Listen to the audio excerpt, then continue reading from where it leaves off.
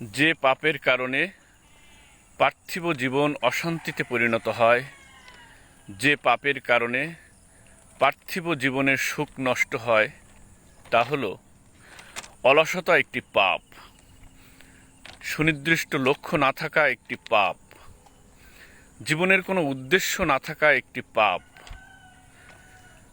সঠিক পরিকল্পনা না থাকা একটি পাপ,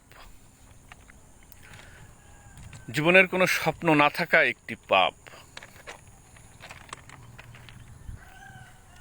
আর এই পাপগুলার মূল কারণ হলো নিজেকে চিনতে না পারা, নিজেকে জানতে না পারা যে আমি কে, আমার উদ্দেশ্য কি, আমি কেন এই পৃথিবীতে এসেছি।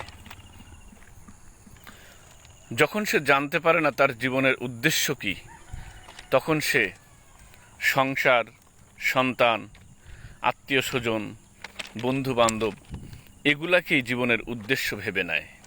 আর এভাবেই সে জীবন যাপন করে পৃথিবী থেকে বিদায় নেয়। আর এভাবেই সে জীবন যাপন করে পশুর মতো পৃথিবী থেকে বিদায় নেয়। আর এভাবেই সে পশুর মতো জীবন যাপন করে পৃথিবী থেকে বিদায় নেয়।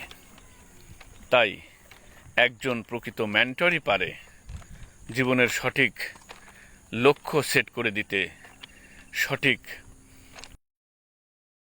সেট করে দিতে, জীবনের সঠিক পরিকল্পনা প্রস্তুত করে দিতে।